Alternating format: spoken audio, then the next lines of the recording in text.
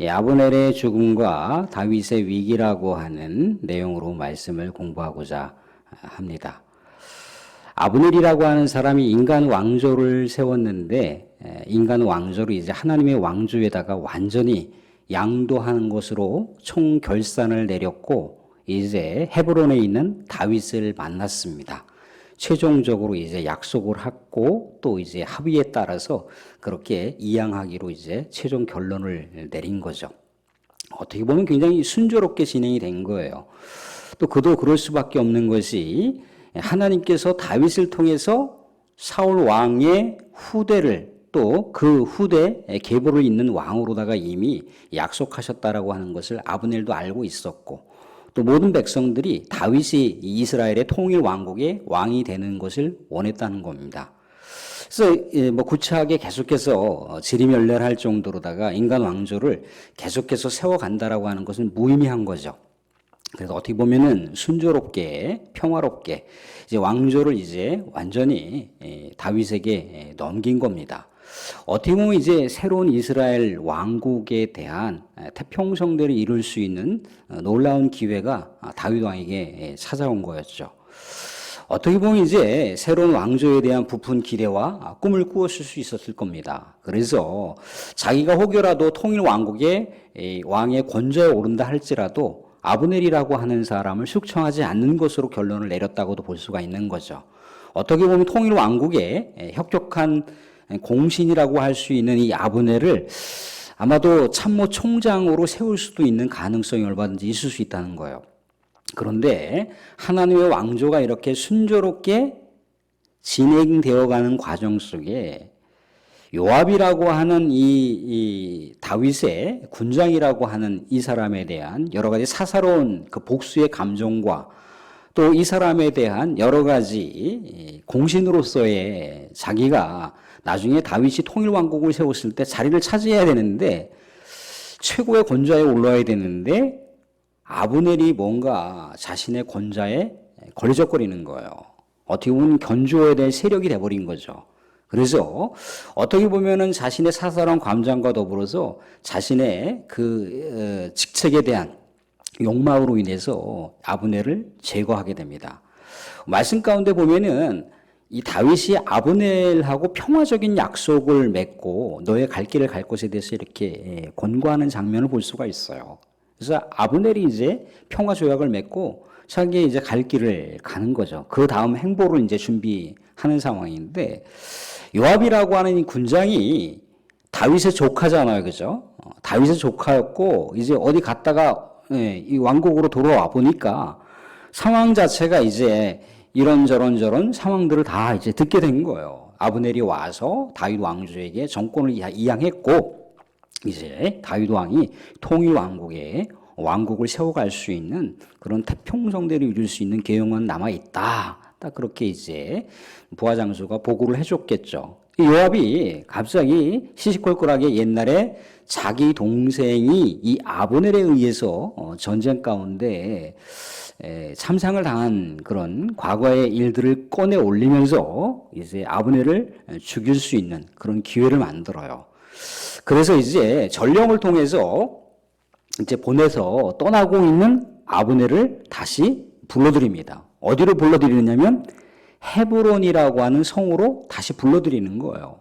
헤브론이라고 하는 성에서 어떻게 했다고 나와 있습니까? 성경에 보면은 27절에 이렇게 되어 있어요. 27절 보시면 아브넬이 헤브론으로 돌아오매 요압이 더불어 조용히 말하려는 듯이 그를 데리고 성문 안으로 들어가 거기서 배를 찔러 죽이니 이는 자기의 동생 아사엘의 피로 말미암음이더라. 그러니까 자신의 동생에 대한 그 복수의 마음이 계속해서 잔재해 있었던 거죠. 그런데 단순하게 이렇게 사사로운 감정 때문이 아니라고 하는 겁니다. 왜냐하면 자신의 동생 아사엘이 과도하게 아브넬을 추격을 했거든요. 그래서 아브넬이 이제 정당 방어를 하는 상황 속에서 자신의 동생 아사엘이 죽었다라고 하는 것을 요압이 잘 알고 있어요. 그러니까 어떻게 보면은 비참하게 죽었다기보다도 정당하게 자기의 동생이 죽었다라고 하는 이 전쟁에서의 엄연한 현실과 상황들을 요압이 이미 다 파악하고 있다는 거예요. 어떻게 보면 사사로운 감정도 감정이거니와 아브넬이 통일 왕국이 되었을 때 그가 자기의 정적이 될 수도 있다는 거예요. 그래서 자기의 욕망과 또 자기 동생을 죽였던 여러 가지 원한과 같은 그런 그런 감정에 의해서 결국 이 아브넬을 죽였다는 겁니다. 근데 아브넬을 죽였다는 것은요, 이 다윗에게 어떻게 보면 최대 위기가 지금 찾아온 겁니다. 왜 그렇습니까? 아브넬이라고 하는 사람이 하나님의 뜻을 받들어 하나님의 약속에 따라서 다윗 왕에게 자신이 인간 왕조를 만들었지만 그 인간 왕조 만든 것을 다윗에게 다 양도를 했어요. 그죠? 그것도 평화롭게 양도를 하면서 여러 가지 반대 의견이 있을 수 있는 것들을 다 최종적으로 취합을 해서 그래도 다윗이라고 하는 사람이 앞으로 이스라엘의 왕국을 다시 재건할 수 있고 그리고 태평성대를 만들어갈 수 있는 왕으로서 적합하다는 거예요. 하나님의 약속도 약속이거니와 온 국민들, 온 지도자들이 동일한 공감대를 형성했음으로 인해서 반대할 수 있을 만한 지파가 있었다 할지라도 아브넬이라고 하는 사람은 초대 제1대 왕이었던 사울 왕의 참모총장이잖아요. 그죠? 그러니까 그에 대한 리더십과 그가 많은 국민들에게 추앙을 받고 있는 것은 엄연한 현실이라는 거죠. 그죠? 그래서 많은 사람들에게 추앙을 받고 많은 사람들에게 자신의 영향력을 발휘할 수 있는 이 아브넬의 입장에서는요, 다윗에게 평화롭게 이렇게 왕조를 넘겼고 다윗 왕조가 이제 통일 왕국으로서의 새로운 태평성대를 이루어가는 데 있어서 공조를 하고 연합을 한다라고 하는 것은요, 이 다윗의 입장에서는 천군만마를 얻는 그런 상황이거든요. 그런데 하나님의 약속을 따라서 자신의 최선의 노력을 다하고 그리고 평화롭게 정권을 다 양도했던 이 사람을 다윗이 살해했다라고 많은 사람들이 아마 알게 되면 어떻게 되는 건가요? 다윗에게 그래도 마음이 좀 껄끄러운 그런 사울 집안들이 있을 거 아니에요. 사울 왕가가 있을 거 아니겠습니까? 그죠? 그런 사람들마저도 마음을 다 이렇게 통합시켜서 그래도 다윗을 왕으로 세워주십이다라고 그렇게 의견들을 취합한 사람이 아브넬인데 아브넬이 죽었다고 생각을 해보세요. 그러면 삽시간에 통일 왕국을 향해서 나아가는 이 대세의 길이 완전히 다 원천 봉쇄가 될 수가 있다는 거예요. 사분오열될 수가 있어요. 다윗이 그동안 조금 더 이렇게 껄끄럽게 생각하고 못마땅하게 생각하는 사람들은 다 마음을 돌이켜서 이제 그 칼을 다윗에게 겨눌 수도 있다는 거죠. 삽시간에 이 통일 왕국이 아니라 분열 왕국, 이것도 2개의 분열 왕국이 아니라 3개, 4개의 분열 왕국이 될 수 있는 그런 상황이 될 수가 있다는 거예요. 과거에 우리 그 소비에트 연방공화국이라고 하는 나라가 13개의 그런 소공화국이 이렇게 모여서 연합공화국이 된 거잖아요. 그죠? 근데 한번 무너지니까 삽시간에 확 무너지잖아요. 그런 것처럼 통일왕국 12지파가 한순간에 무너질 수 있는 이런 상황이거든요. 설령 다윗이 이제 자신의 여러 가지 그 전쟁에 능한 능력과 또 많은 군사들을 이렇게 통해서 이 반대하는 사람들을 다 척결하고 통일 왕국을 세워간다 할지라도 어떻겠습니까? 이게 정통성이라고 하는 게 위협을 받을 수가 있다는 거예요. 자기를 이롭게 하는 사람, 또 자기하고 뭔가 연합하려고 하는 사람, 자기하고 뭔가 뜻을 합치하려고 하는 사람들마저 다 청산해버리는 숙청의 대상으로 삼고 그들을 다 제거했다라고 했을 경우에 그 정통성이 온전해지지 않을 수가 있다는 거예요. 정통성의 위배를 받을 수가 있다는 겁니다. 그래서 우리 조선 왕조를 보게 되면 그렇잖아요. 그죠? 조선 왕조가 이 쿠데타를 통해서 왕조가 세워진 거잖아요. 그죠? 그러니까 어떻습니까? 그 이방원이라고 하는 그 이성계의 아들이 모든 상황들을 다 이렇게 정리하잖아요. 그죠? 그래서 이성계라고 하는 그 사람도 군인 출신이지 않습니까? 무신 출신이란 말이죠. 자기의 정통성을 세우려면 그 정적들을 제거한 것을 왕이 제거했다라고 하면 안 되거든요. 그러니까 다 모든 책임과 모든 그런 정적들을 제거했던 그 상황들을 누구에게로 전가시킵니까? 그의 아들 이방원으로 전가시키는 거죠. 설령 이 모든 상황에 대해서 이성계가 몰랐을까요? 거의 알았을 거예요. 알았지만 눈을 감아주는 거죠. 그런 상황이 될 수가 있다는 거예요. 갑자기 다윗이 하나님의 뜻을 따라서 약속을 따라서 통일 왕국을 세워갈 수 있는 것에 대한 이 정통성의 치명적인 위해가 될 수 있는 요소가 아브넬의 죽음이라는 거예요. 근데 이 아브넬의 죽음을 과연 다윗은 어떻게 극복하는가? 이 죽음의 위기의 상황에 대해서 어떻게 전화위복으로다가 이 위기를 기회로 만들어 가는가에 대한 이야기가 오늘의 이야기입니다. 오늘 그 이야기를 우리가 같이 생각해 볼 수가 있는데, 다윗이 첫 번째로 한 게 뭡니까? 다윗 첫 번째로 한 게 오늘 말씀 가운데 보시면은 이렇다는 얘기입니다. 28절을 보시면 그후에 다윗이 듣고 이르되 내레 아들 아브넬의 피에 대하여 나와 내 나라는 여호와 앞에 영원히 무죄하니. 그 모든 책임이 누구가 되겠다는 겁니까? 29절에 그 죄가 요압의 머리에가 있다는 거예요. 요압 때문이라는 거예요. 그래서 요압의 여러 가지 그 뭐 집안이 어떻고 저쩌고 그 가문에 대한 저주의 이야기가 오늘 말씀 가운데 있습니다. 요압에 대한 책임을 분명히 하겠다는 거예요. 책임을 분명하게 하는데 잘 생각해 보세요. 지금 아브넬의 죽음의 상황에서도 지금 통일 왕국이 분열될 수 있는 위험한 상황이라는 거죠. 그런데 이 요압이라고 하는 사람도 다윗의 조카잖아요. 그죠? 다윗의 누이 동생의 아들이란 말이죠. 그렇기 때문에 누이 동생의 아들만을 계속해서 이렇게 탓하고 그러게 되면 그래도 나름대로 다윗을 위한 일일 수도 있는 거거든요. 그죠?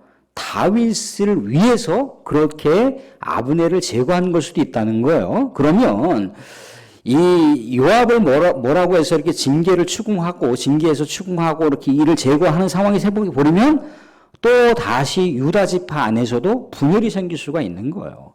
책임은 분명히 명확하게 하지만 그것만을 가지고 계속해서 요압이 잘못했다라고 하는 것을 지적하고 탓만할 수는 없다는 거예요. 그래서 조속하게 아주 급히 어떻게 모든 상황들을 전환시키느냐면 오늘 말씀 가운데 이렇게 하고 있습니다. 31절, 32절 말씀을 한번 읽겠습니다. 32절, 32절, 33절 같이 한번 읽어보겠습니다. 31절부터 33절까지 31절 시작. 다윗이 요압과 및 자기와 함께 있는 모든 백성에게 이르되 너희는 옷을 찢고 굵은 배를 띠고 아브넬 앞에서 애도하라 하니라. 다윗 왕이 사무엘을 따라가 아브넬을 헤브론에 장사하고 아브넬의 무덤에서 왕이 소리를 높여 울고 백성도 다 우니라. 왕이 아브넬을 위하여 애가를 지어 이르되 아브넬의 죽음이 어찌하여 미련한 자의 죽음 같은고. 아멘. 아브넬의 죽음을 최상급의 국가 장례로다가 지금 이렇게 세워가고 있습니다. 이 국가 장례 가운데 누구도 참여시키고 있습니까? 요압도 참여시키고 있는 거예요. 그러니까 어떻게 보면은 이게 분열될 수 있는 아주 일촉즉발의 위기의 상황이 도래했는데 일촉즉발의 위기에 도래되는 상황들을 국가 장례라고 하는 대대적인 최상급의 장례의식과 더불어서 이 아브넬의 죽음에 대해서 진심으로 애도하고 있는 거예요. 심지어 조각까지 불러가면서 애도하고 있다는 거죠. 단지 형식적인 것이 아니라 진심으로다가 애도하고 있다라고 하는 것을 얘기해주고 있는 거예요. 더더구나 금시까지 본인 스스로에게 금시까지 선포해가면서 위대한 군장이 죽었다는 거예요. 위대한 장수가 죽었다는 겁니다. 어떻게 보면 사울 왕 때부터 파란만장한 숱한 이스라엘 백성들의 그 어려운 상황들을 그 도도한 그 위험한 역사들을 이 아브넬이 다 거슬러 온 거잖아요. 그죠? 통일 왕조를 만들기까지 숱한 그런 괴로움과 아픔과 나날들을 그렇게 해왔거든요. 어떻게 백전의 노장이에요.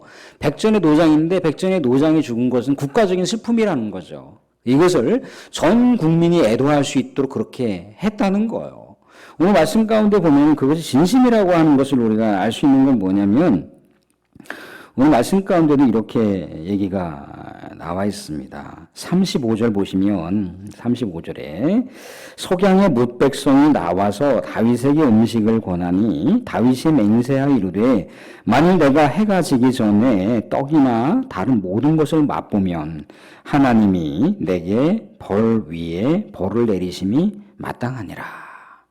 말씀드린 대로다가 이 아브넬이 만약에 살아 있었다면 천군만마를 얻는 거잖아요. 그죠? 천군만마를 얻는 거예요.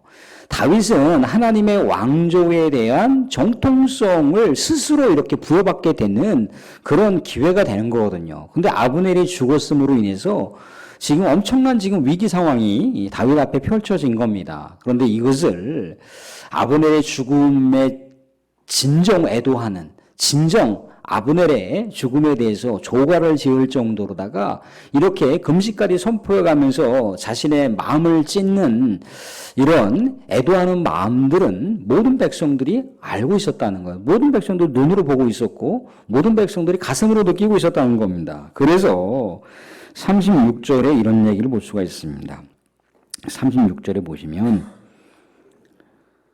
온 백성이 보고 기뻐하며 왕이 무슨 일을 하든지 무리가 다 기뻐함으로 37절에도 이날에 온 백성인과 온 이스라엘이 내레 아들 아브넬을 죽인 것이 왕이 한 것이 아닌 줄을 아니라 또 더더구나 38절에 왕이 그의 신복에 이르되 오늘 이스라엘의 지도자요 큰 인물이 죽었다는 거예요.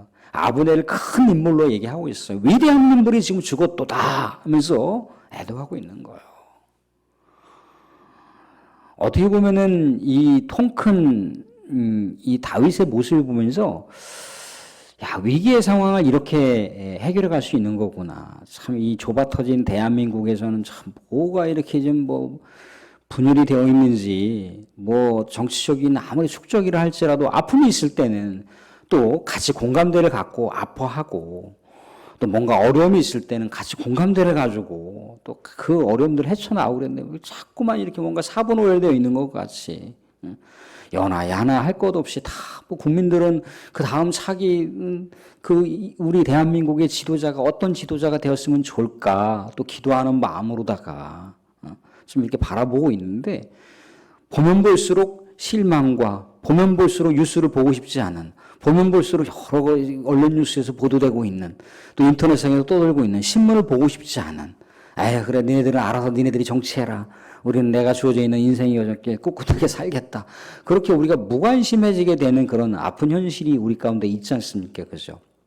그렇지만 우리는 또 다윗과 같은 이 통 큰 지도자 자기 어떻게 보면 정적조차도 자신에게 평화롭게 다가와서 뭔가 약조를 하고 또 정권을 이양하고 또 새로운 왕국을 위해서 새로운 이스라엘의 번영과 또 앞으로의 미래를 위해서 또 이스라엘이 또 태평성대를 이룰 수 있도록 같이 연대를 하겠다라고 하는 이 그 놀라운 그 위대한 마음이 있었던 한 사람이 죽었음으로 인해서 쾌재를 부른 게 아니라는 거죠. 쾌재를 부른 게. 어떻게 보면 그는 사울 앞에서 평생 동안 사울의 총 지휘 감독하는 군장으로서 살아왔거든요. 그런데 다윗이 그 사람이 죽었다고 해서 야, 잘 죽었어 그렇게 한 게 아니라 그 사람을 진정으로 애도한다라고 하는 것은요. 그 다윗의 반대편에 있는 사람들조차도 다윗이 끌어안을 수 있는 그런 절호의 기회가 됐다는 것을 말씀 우리에게 얘기해 주고 있습니다. 사랑하는 성도들 오늘 우리가 여기서 세 가지 핵심 포인트가 있습니다. 어떤 건가요? 어떻게 보면 이 요압이라고 하는 한 사람이 사사로운 복수의 감정, 자신의 어떻게 보면 사사로운 그 이욕, 앞으로의 미래에 대한 그 직책을 고수하기 위해서 아브넬을 죽였다는 겁니다. 사사로운 한 사람으로 인해서 거대한 하나님의 그 대세가 갑자기 이렇게 왜곡된 길로 치달을 수밖에 없는 그런 한계 국면을 우리가 살펴봤다는 겁니다. 때로는 하나님의 그 위대한 가업 가운데 사사로운 감정이라고 하는 것도요. 때로는 그것이 엄청난 파장을 일으킬 수 있다라고 하는 것을 생각해 볼 수가 있습니다. 또 하나는 뭔가요? 사람들 사이에서는 얼마든지 사람의 일이고 사람과 관계되어 있는 상황이기 때문에 얼마든지 오해가 생길 수가 있고 또 오해가 또 다른 오해를 낳을 수도 있는 거예요. 그죠? 그런데 한결같은 진심은 진심을 낳습니다. 또한 그 진심은 진심을 또 통하게 한다는 거예요. 다윗의 모습을 통해서 볼 수가 있지 않습니까? 그죠? 진심은 진심을 낳지 않습니까? 그죠? 그렇다는 겁니다. 그리고 다윗이 설령 자신의 앞으로의 그 왕도의 길을 가는 데 있어서 최대 위기의 상황 가운데 있는 거잖아요. 그죠? 최대 위기 상황 가운데 있는데 그가 우리 하나님의 지혜로움을 가지고 이 위기의 상황을 전화위복으로 전환시켜서 기회를 만들었다는 거예요. 모든 백성들이 다 분열될 수 있는데 모든 백성들이 오히려 아브넬의 죽음을 국가 장례를 통해서 하나의 이스라엘로 만들어가는 기회를 만들었다는 겁니다. 우리는 여기서 다윗의 지혜를 또 우리가 배워볼 필요가 있고요. 다윗이 또 하나님을 앙망하게 됐을 때 하나님께 주시는 풍성한 은혜를 또한 우리가 생각해 볼 수가 있다는 겁니다. 사랑하는 우리 안에서도 우리가 살아가는 인생의 앞날 가운데서도 얼마든지 위기 상황은 닥칠 수가 있다는 겁니다. 그렇지만 그 위기를 우리가 하나님의 지혜를 가지고 또 하나님의 마음을 가지고 진실되게 그것을 회피하거나 외면하는 것이 아니라 진실되게 그 상황 가운데 들어가서 하나님 지혜 주시고 하나님 이 상황을 내가 잘 견디고 진심을 가지고 나아갈 수 있게 해주십시오 했을 때 하나님은 그 상황들을 얼마든지 다시 위기가 아니라 기회로 바꿔줄 수 있는다는 것이고 또한 내가 진심을 뭔가 표명했을 때 또 다른 진심을 갖고 있는 사람들과 연합할 수 있다라고 하는 것을 우리가 말씀 가운데 볼 수가 있다는 겁니다. 언제나 어디서나 우리의 삶은 늘 언제나 장밋빛 미래만 펼쳐지는 건 아니지 않습니까? 그죠? 때로는 우리에게 함정이 있을 수 있고, 덫이 있을 수 있고, 위기가 있을 수 있지만, 우리가 우직하게 믿음의 백성으로 믿음의 길을 가면서 하나님께 은혜를 구하고 하나님께 지혜를 구하는 가운데 우리 사랑하는 성도님들의 삶의 위기가 전화위복이 되어서 기회가 되시고 또한 여러 어려운 상황 속에서도 진실을 붙드는 상황 가운데 우리 하나님의 진실의 역사 또한 우리 하나님의 성실하심의 역사가 또 다른 진실된 사람들을 만날 수 있는 은혜가 저와 여러분 가운데 있어지기를 주님으로 축원드립니다.